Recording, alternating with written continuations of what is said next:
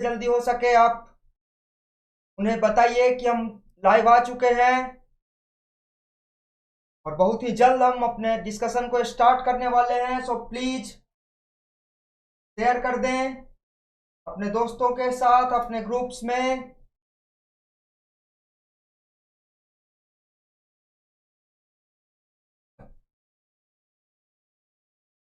And good morning to everyone.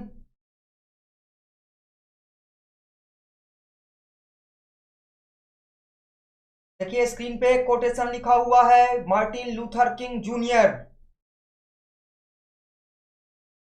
जिन्हें Gandhi of America भी कहा जाता है।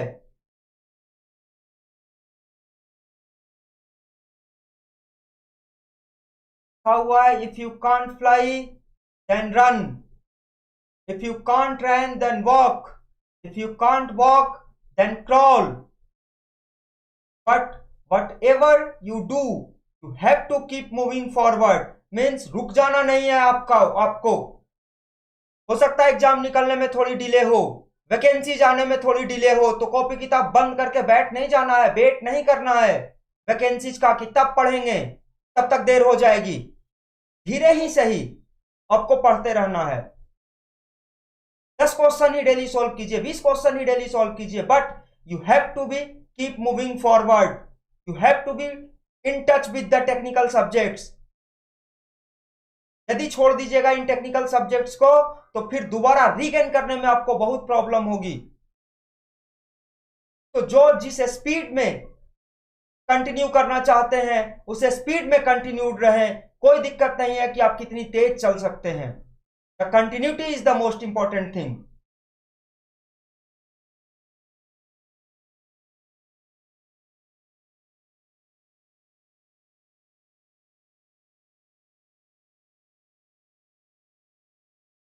तो I am starting the discussion.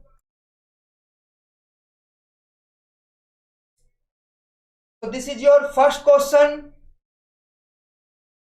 on your screen.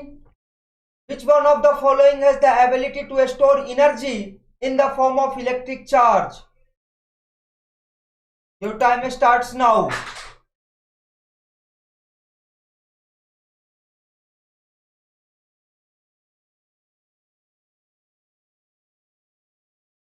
Please comment.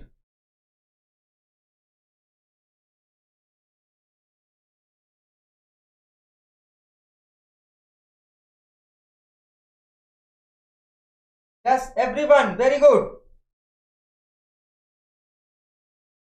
Capacitor is the right answer. तो एक चीज और पूछता है कि कैपेसिटर एनर्जी कहां स्टोर करता है। तो इन बिटवीन द प्लेट्स, यदि डाइलेक्ट्रिक मटेरियल होगा तो डाइलेक्ट्रिक मटेरियल में in between the plates, these are the capacitor plates, and if you placed a dielectric material, a dielectric slab in between, ये dielectric है,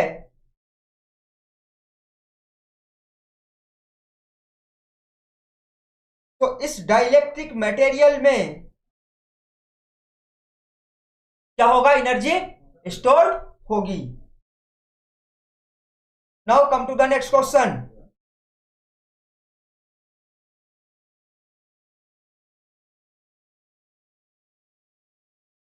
Find the value of current in ampere through the load resistor RL in the given circuit diagram.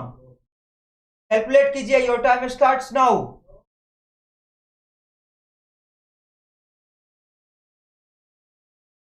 बहुत कम लोग अभी तक आए हैं। Please share कीजिए session को और प्लीज लाइक दबाइए। लाइक दबाने में क्या तकलीफ है बाबू आप लोगों को। Please like the video and share.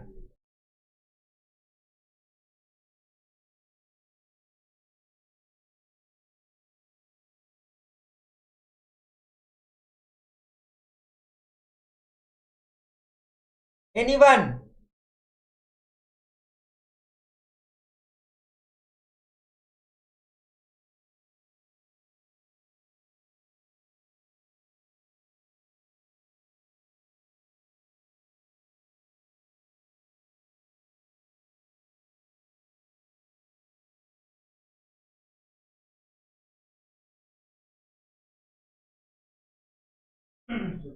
Anyone, please answer. Fast.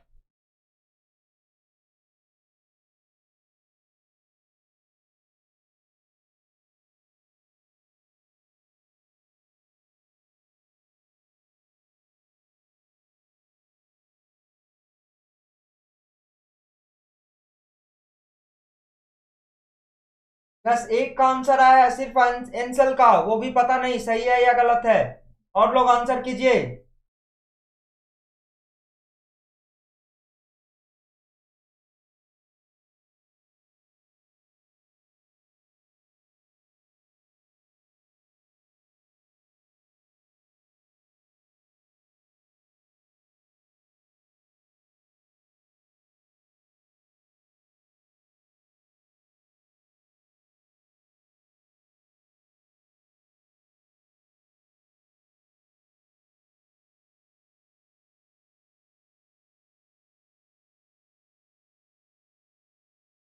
देखिए, आई एम सोल्विंग दिस, हम इसको रेफरेंस मान ले रहे हैं और ये सारा सॉर्टेड नोट्स है, तो सबका वोल्टेज क्या हो जाएगा?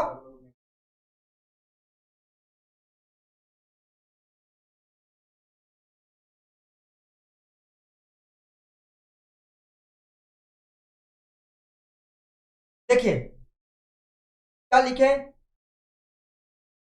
V माइनस 10 डिवाइडेड बाई 1, इसमें फ्लो करने वाला करंट, इसमें फ्लो करने वाला current plus V minus 5 divided by 2, plus इसमें फ्लो करने वाला current V divided by V minus 10 divided by 4 plus V by 6 equals to ये V। So if you solve V by 1 plus V by 2 plus V by 4 plus V by 6 equals, इस तरफ क्या आ जाएगा? 10 plus 5 by 2 plus 10 by, if you solve then you will got the value of V. Whatever the value of V,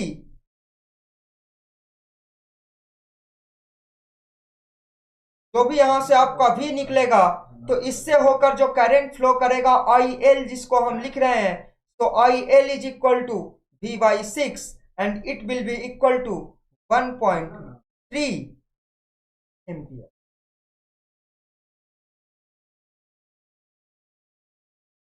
okay, means 7.8 volt. How much? 7.8 volt. ये voltage कितना होगा? 7.8 volt. Yes, तो लोग भी आंसर किए हैं, very good. Now come to the next question.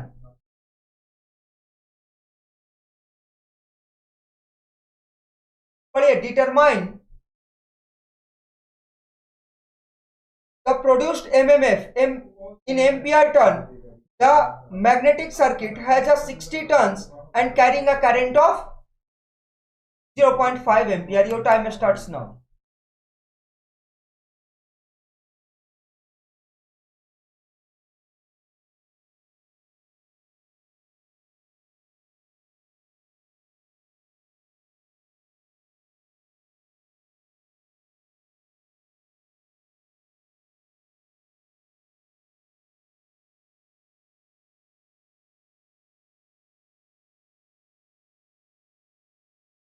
लोग कम हो गए देखने वाले, पता नहीं कहां चले गए लोग। यस, दीपक का आंसर सही। रवि एम प्रसाद आपका भी सही। देखिए, बहुत ही आसान सा क्वेश्चन है। एमएमएफ क्या लिखते हैं? N into I, N is equal to number of turns 60 into current 0.5. How much? 30 ampere turn, 80. So option number 3 will be the correct one. जिनका भी 3 है उन सबका सही है। यस आंसर, ठीक है। Next question.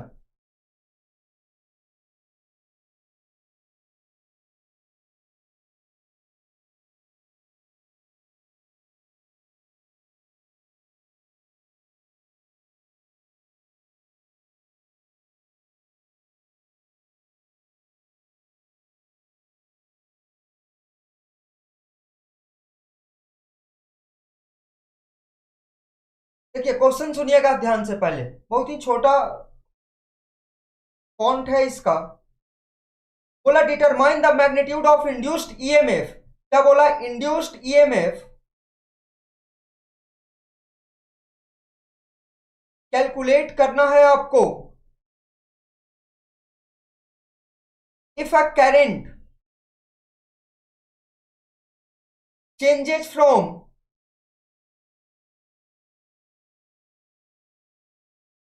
+2 ampere to -2 ampere in 0.5 second, the coefficient of mutual inductance, M की वैल्यू गिवन है, एम इज इक्वल टू 0.5,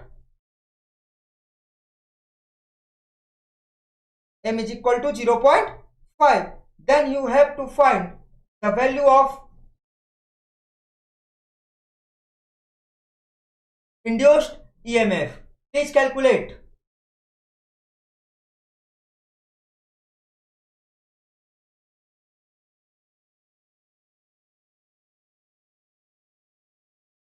एक का आंसर आया है रवि एम प्रसाद का, और कोई?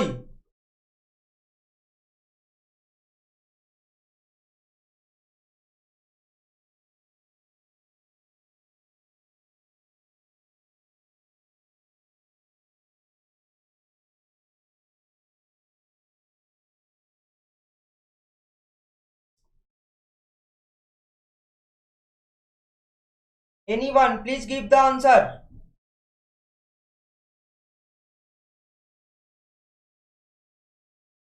पेंसिल का आंसर आया है, और लोग कहां चले गए? आंसर कीजिए।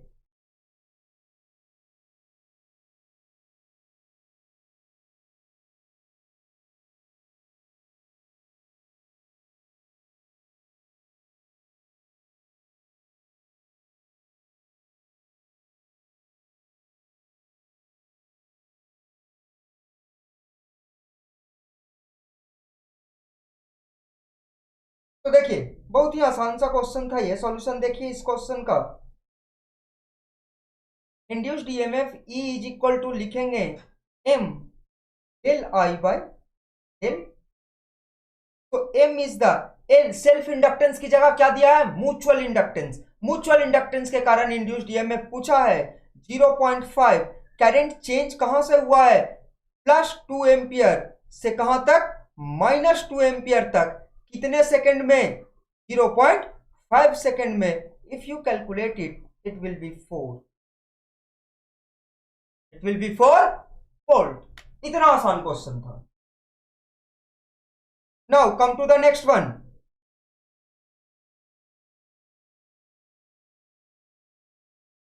Determine the self-inductance in millihenry of a 4 meter long L given है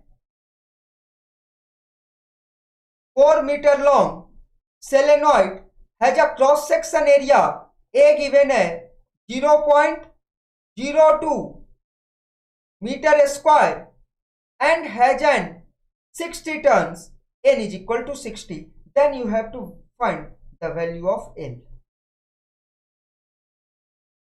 Please calculate. टाइमर स्टार्ट है आपका, and try to give the answer within the timer, within the 30 second. कुछ कुछ क्वेश्चंस होंगे आपके हर एग्जाम में तो हो सकता है 30 सेकेंड से ज्यादा ले लें, but not the all questions.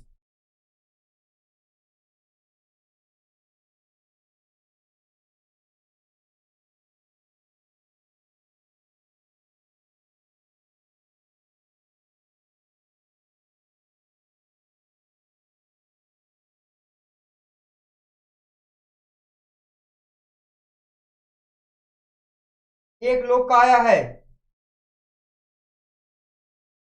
Ravi M प्रसाद का, और लोग कहां गए?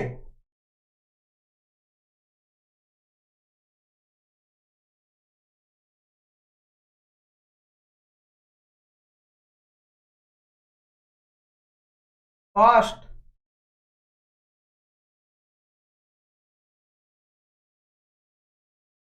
बस पुट एंड गेट है, फॉर्मूला लगाइए, आंसर आएगा।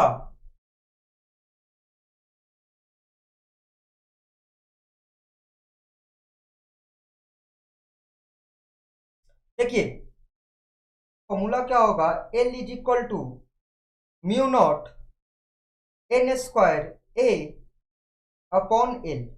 म्यू नॉट की वैल्यू क्या होती है, यस दीपक, ठीक है 4। म्यू नॉट की वैल्यू क्या होती है, 4 पाई इंटू 10⁻⁻7। एन गिवन है 60 into 60।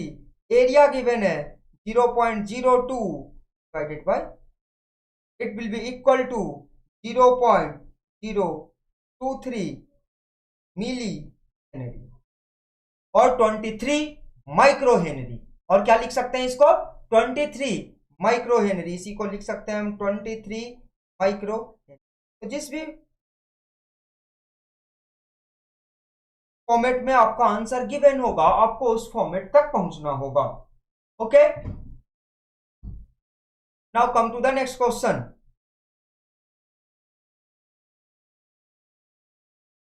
The torque developed by a single phase induction motor at starting is,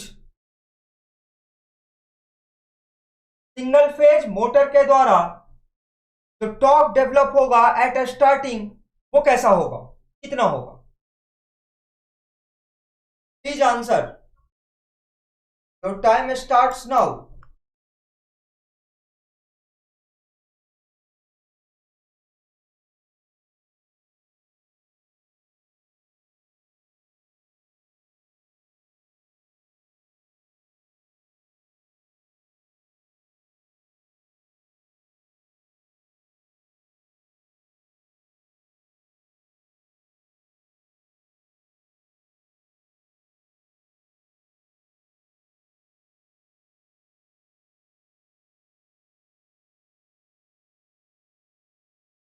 दो लोग आंसर दिए थे, दीपक आंसर डिलीट है, फैज आंसर दिया है और दीपक आंसर दिया था, दोनों का सेम था, लेकिन दीपक हो सकता है चेंज करे। चलिए वन ही है इनका अभी भी। और कोई? तो देखिए, I am drawing the torque speed characteristics of the single phase induction motor. If this is the torque, this axis will be the slip or speed.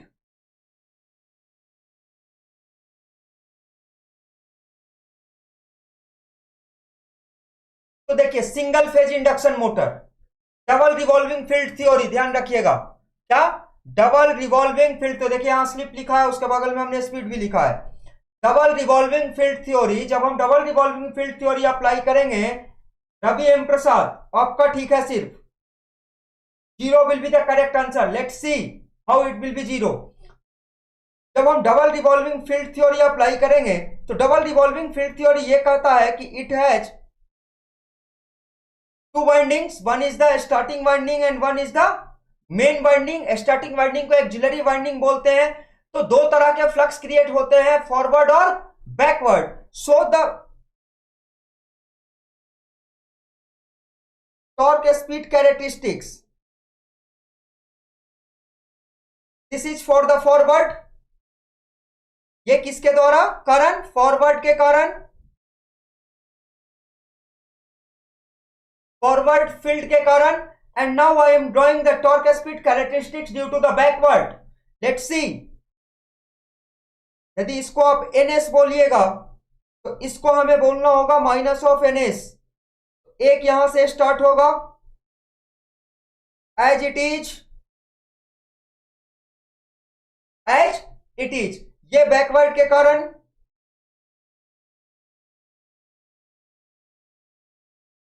ये बैकवर्ड के कारण।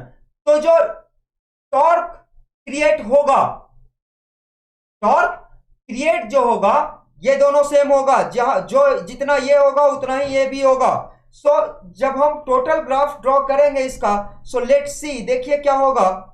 It starts from here, It goes like that.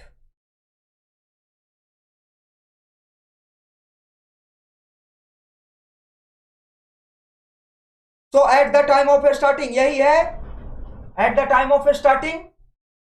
तो eight the time of starting यहीं पे क्या हो जाएगा, हमारा स्लिप की वैल्यू 1 होगी. यदि स्लिप यहां पे 1 है तो यही स्टार्टिंग है, और यहां पे क्या होगा, torque 0. So at the time of starting the torque will be 0 for the single phase induction motor.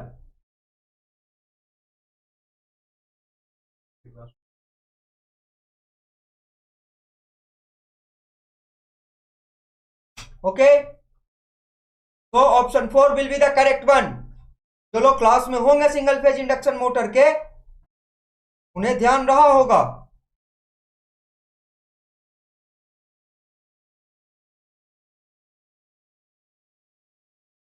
Now come to the next question. और इसके ये जो रेड कलर वाला है, ये हमारा टोटल टॉर्क है. ये क्या है, टोटल टॉर्क.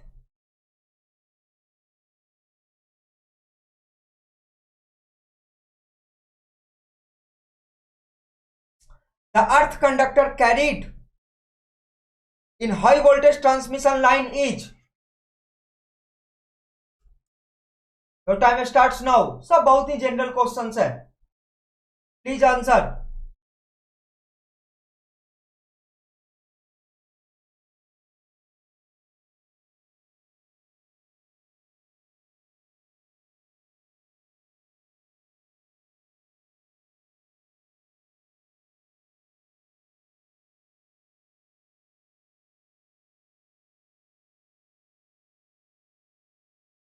एक लड़के का आंसर आया है 2.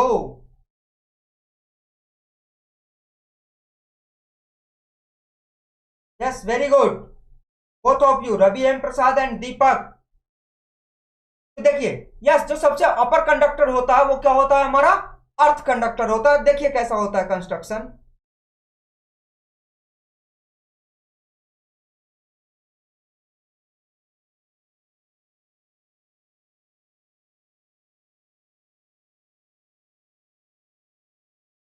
This is the tower construction. तो ये जो अपर कंडक्टर होता है, सबसे अपर में, conductors running from there, this will be the earth conductor. यही क्या है, हमारा अर्थ कंडक्टर.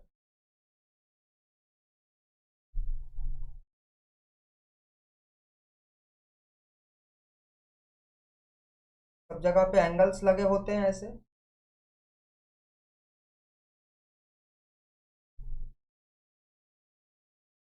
इसी तरह का टावर होता है हमारा ट्रांसमिशन लाइन का.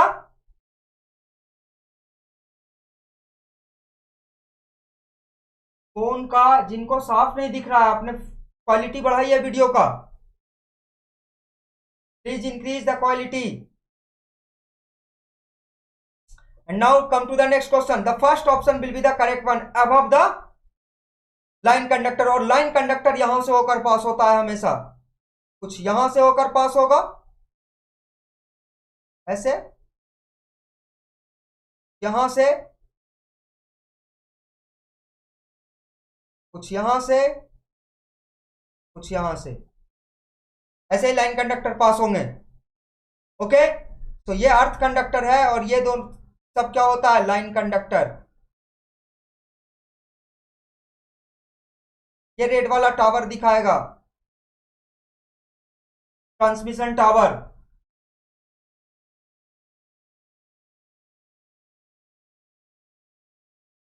दीपक, एक्चुअली अर्थ कंडक्टर का काम होता है जनरली जो लाइटनिंग सर्जेज है ना, उसको एब्जॉर्ब करने का काम होता है. तो वो सबसे ऊपर होता है ताकि लाइटनिंग सर्जेज जब भी हो तो वो उसको तुरंत ग्राउंड कर दे. Come to the next one. Ohm's law is applicable to. Ohm's law is applicable to. Your time starts now.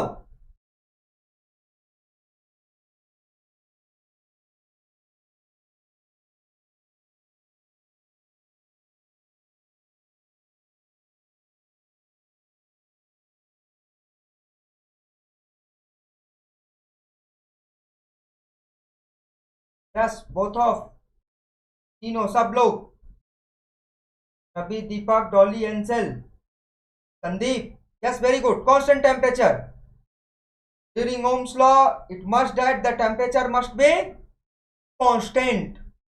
The temperature must be constant. Yes, Faz, very good. Come to the next question. Most of the fuses operates due to, give the answer. Your time is running fast.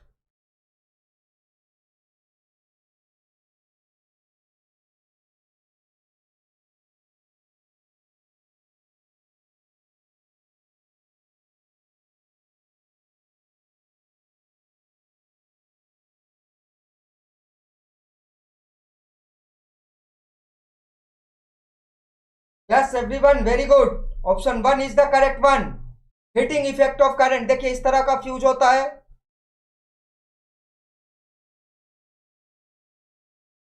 ये दोनों metallic part होता है,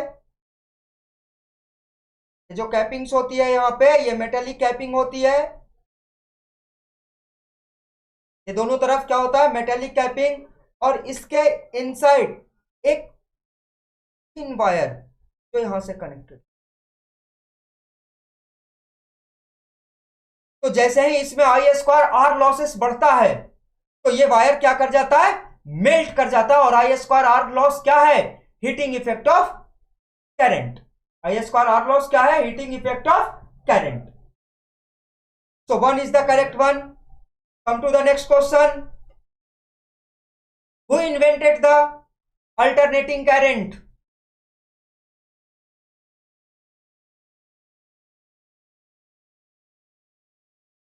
Give the answer.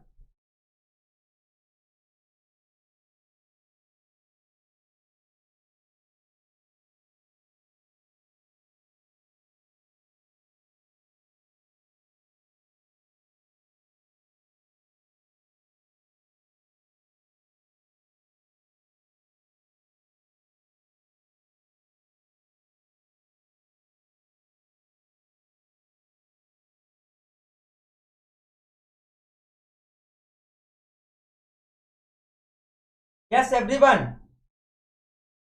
Very good. Tesla is the correct answer. Tesla is the correct answer. लेकिन क्या आपको पता है कि इलेक्ट्रिसिटी के लिए इसमें से 3 लोग रिस्पॉन्सिबल हैं? जो आज हमारे घरों तक इलेक्ट्रिसिटी है उसके लिए इसमें से 3 नाम रिस्पॉन्सिबल है, फराडे, एडिसन एंड टेस्ला। तो सबसे पहले फराडे ने दिया इलेक्ट्रोमैग्नेटिक इंडक्शन, ईएमआई का कॉन्सेप्ट दिया, फराडेज लॉ ऑफ इलेक्ट्रोमैग्नेटिक इंडक्शन। इनके कॉन्सेप्ट के थ्रू एडिसन ने फर्स्ट पावर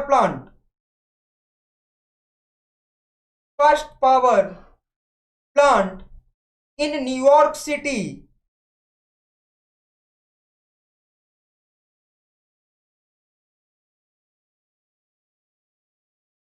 (1882) में बनाया,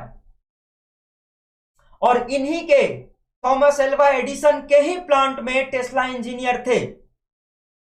थॉमस एल्वा एडिसन के प्लांट के कुछ डिसएडवांटेजेस टेस्ला इनको बताने गए थे एडिसन को, और एडिसन को यह बात अच्छी नहीं लगी, ये कल का इंजीनियर हमको बताएगा। एडिसन उस समय अच्छे अपने अवस्था हो गई थी उनकी, उस समय उनको बहुत बुरा लगा कि ये कल का इंजीनियर बताता है कि हमारे कॉन्सेप्ट में फेल्योरिटी है, और तब इन्होंने टेस्ला को अपनी कंपनी से निकाल दिया। And then Tesla invented AC 60 hertz, first transmitted in 1893 Chicago in the world religious conference, जहां स्वामी विवेकानंद ने भाषण दिया था, वहीं पहली बार ऑफिशियली 60 हर्ट्ज एसी ट्रांसमिट हुआ था 2000 वोल्ट पे। टेस्ला एज ए इंजीनियर खुद प्रेजेंट थे वहां। यह हिस्ट्री है आपके इलेक्ट्रिसिटी की।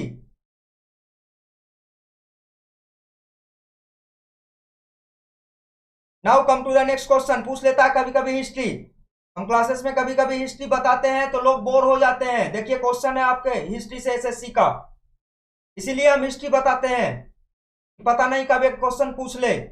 और इससे यह भी ज्यादा जरूरी होता है हिस्ट्री से कि आप उनकी जीवन को जाने कि किस तरह के इंसान थे, क्या क्या इन्वेंशंस किए। Now come to the next question.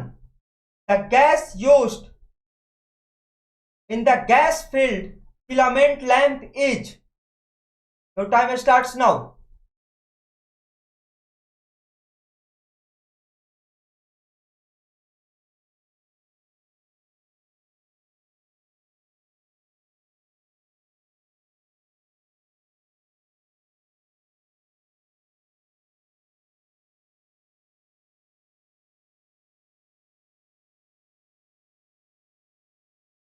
चलिए लोग आंसर किए हैं, देखते हैं किनका किनका सही होता है। और लोग आंसर कीजिए। सिर्फ 4 ही लोग का, 3 ही लोग का आंसर आया है।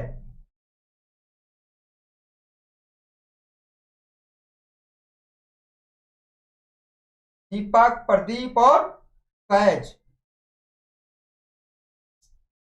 एनीवन आंसर कीजिए। The helium is the correct one. One, जिनका जिनका वन है उनका सही है। दीपक, नाइट्रोजन नहीं होता दोस्त, nitrogen is the wrong one. जो इनर्ट गैसेस है, इनर्ट गैसेस जो है उसका यूज किया जाता है। इसमें से इनर्ट गैस कौन है? सिर्फ हीलियम। ओजोन, नाइट्रोजन और oxygen is not the inert gas. Helium, neon, argon gases are the inert gases. तो जब भी हमारे लैंप में, जब भी हमारे बल्ब में कोई गैस फिल किया जाएगा, it will be the inert gases. Inert gases क्या? नॉन रिएक्टिव, रिएक्शन नहीं करता, निष्क्रिय गैस बोलते हैं उसको। Come to the next question. In arc welding the voltage on AC supply system is in the range. General सा question है, वो रटने वाला क्वेश्चन जिसको आप बोल सकते हो।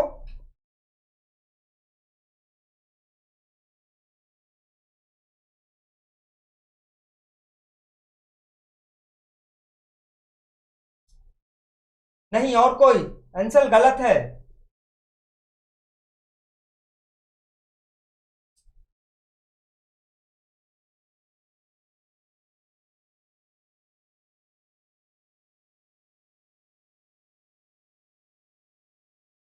Anyone else? देखिए the correct answer is the fourth one, 70 volt to 1000 volt. It is very good that कि आप किसी भी वोल्टेज पे आर्क बिल्डिंग कर सकते हैं। Okay,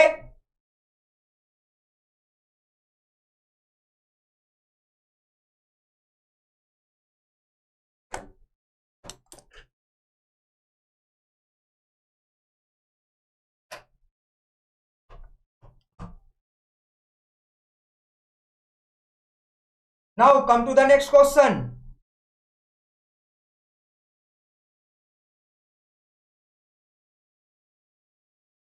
the direction of rotation of a DC shunt motor is reversed by, please give the answer. बहुत ही आसान सा और बहुत ही कॉमन सा क्वेश्चन है, जो लोग मशीन हमसे पढ़े हैं, हमने लिखवाया है आपकी कॉपी में। तो please answer the question.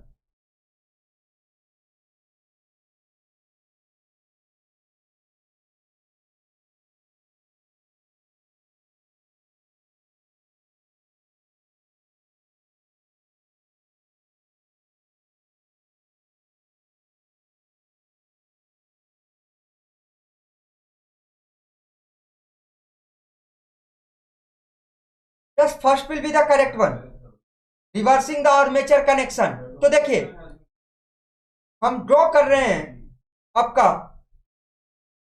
DC shunt motor का सर्किट डायग्राम।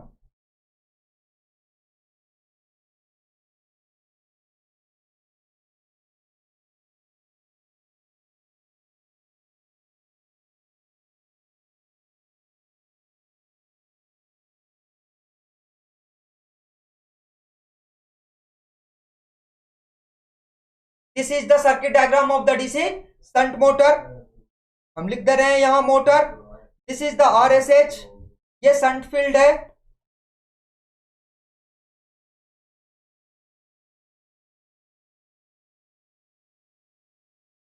ये आर्मेचर है हमारा, ये आर्मेचर है। तो देखिए यदि आप दोनों को रिवर्स कर, यदि आप वोल्टेज इस कनेक्शन को रिवर्स कर दीजिएगा तो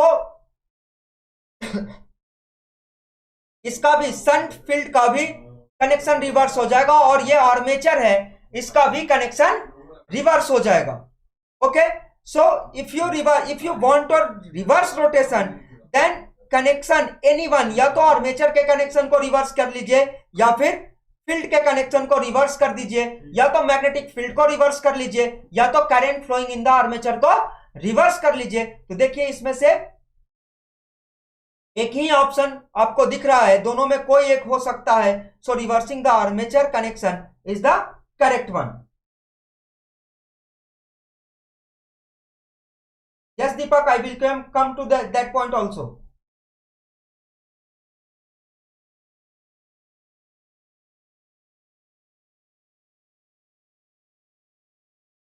Now come to the next question. Which of the following is correct statement about series motor? Series motor के लिए कौन सा करेक्ट स्टेटमेंट है? Please answer.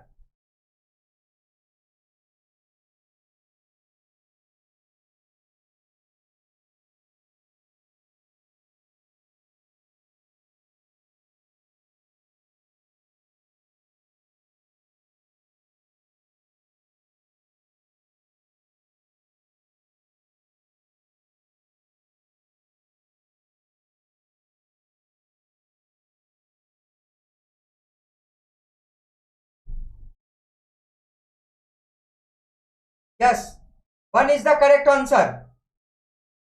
One is the correct answer. देखिए डीसी सीरीज मोटर के बारे में पूछा गया है। सीरीज मोटर मतलब जो फील्ड होगा वो इन सीरीज होगा। फील्ड का क्या काम? फ्लक्स प्रोड्यूस करना। और चूंकि सीरीज में होगा इसका मतलब ये कि जितना भी लोड करंट है वो सारा इसी फील्ड के द्वारा होकर फ्लो करना होगा, करेगा। तो इसको हमको क्या रखना होगा? Thicker with lesser number of turns. Thicker with lesser number of turns. तो field winding consist of thicker wire and less number of turns. Okay, तो one is the correct one. Yes, जिनका भी वन था very good. Come to the next one. The percentage full load slip in a synchronous motor is?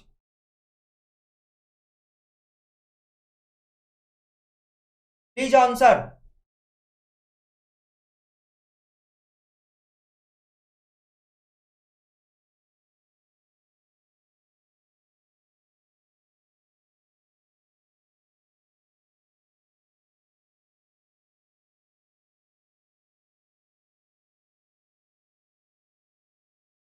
ये option नहीं है answer. Three, yes. Three three किसका किसका? अरे नहीं भैया, सबका गलत। एक नहीं। देखिए option four will be the correct one. Zero. Synchronous motor synchronous speed पे ही रोटेट करता है। Speed of the rotor as well as speed of the magnetic field. कौन सा मैग्नेटिक फील्ड? रोटेटिंग। दोनों सिंक्रोनस मोटर में बराबर होता है, इसलिए तो नाम है सिंक्रोनस मशीन। तो स्लिप जो आप डिफाइन करते हैं N R minus N S by N S, सब बराबर होता है इसमें। So slip will be zero. Slip क्या होगा? Zero.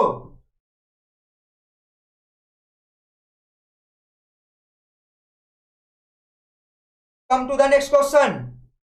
A constant speed motor is? Your time starts now.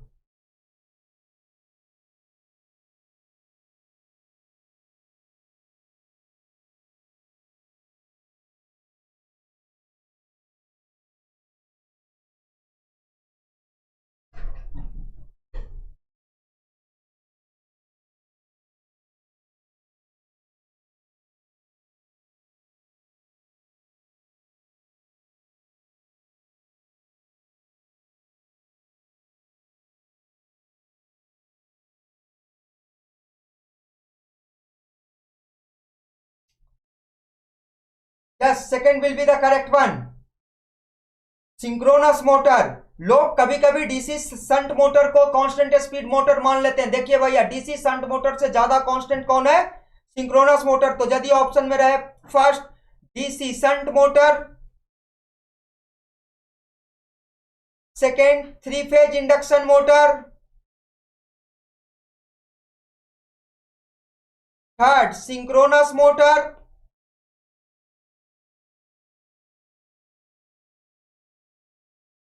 तो इसमें से सबसे ज्यादा कांस्टेंट स्पीड किसका होता है?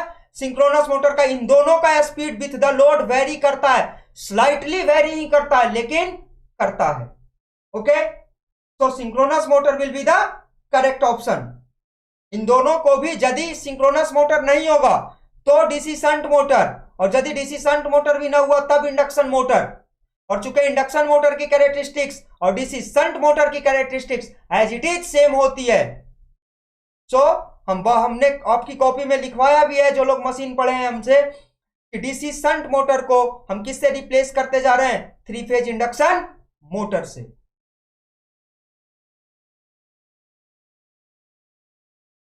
Come to the next question and the last one. Synchronous motor can operate at, your time starts now.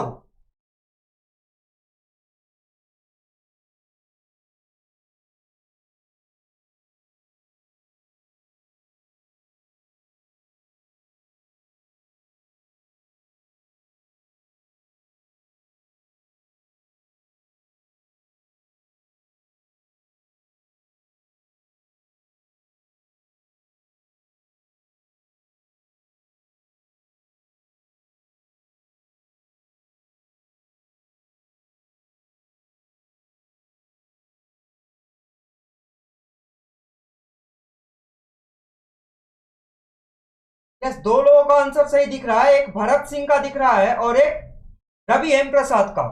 देखिए दोस्त, synchronous motor can be operated for the lagging, leading and unity power factor. देखिए, over excited, under excited and normally excited का जो case है, ये lagging, leading और unity power factor पे ही आता है। Okay, so the correct answer is fourth, lagging, leading and unity power factor. जैसी हमारी रिक्वायरमेंट्स होंगी वैसा ऑपरेट करेगा। ओके, तो दीपक ने क्वेश्चन अभी अराइज किया था, इसलिए कि in this week your question is over for today's and I am discussing for the JPSC AE exam for urban development, which will be conducted on 9th of April, 10th of April and 11th of April. 11th of April, 9th of April को आपका one paper होगा। इसमें GS paper है और GS paper का दो part है, एक जनरल इंग्लिश है और दूसरा में जनरल नॉलेज है। जनरल नॉलेज में आपको बहुत ज्यादा डेप्थ में नहीं पूछेगा, क्योंकि उसने लिख के दिया है कि without going into the depth, और बहुत ज्यादा पढ़े बिना आप जीएस के क्वेश्चंस को आराम से टैकल कर सकते हैं। 10th को 10 तारीख को दो पेपर होगा आपका, पेपर 1 एंड पेपर 2, दोनों ही टेक्निकल होगा, दोनों ही टेक्निकल होगा, 2-2 घंटे का पेपर होगा। और 11th को फिर दो पेपर होगा, ये दोनों डिस्क्रिप्टिव होगा, रिटन पेपर, ये भी रिटन होगा, और ये दोनों, इन दोनों का ड्यूरेशन होगा 3 आवर्स का, 3 आवर्स का दोनों का ड्यूरेशन रहेगा। ओके, सो 3 दिन एग्जाम होगा इसका। ये पुराने इंजीनियरिंग सर्विसेज का पैटर्न है। एक्चुअली जेपीएससी जो ले रहा है वो इंजीनियरिंग सर्विसेज है, स्टेट इंजीनियरिंग सर्विसेज। तो ये 5 पेपर एग्जाम है, ये दोनों भी टेक्निकल एग्जाम है। आप सिलेबस डाउनलोड कर सकते हैं जाके, बहुत ही आसान से क्वेश्चंस पूछेंगे। जिन लोगों का एडमिट कार्ड आया है एई वालों का, मेरी कॉपी पढ़ के जा सकते हैं। Approximate all the questions from your notes in the objective, but the written things में आपको बहुत ज्यादा प्रैक्टिस करके जाना होगा। प्रैक्टिस नहीं होगा आप नहीं लिख पाएंगे 3 घंटे में। तो एंसेल, यस एंसेल, कल क्लास है, ऑफलाइन क्लास।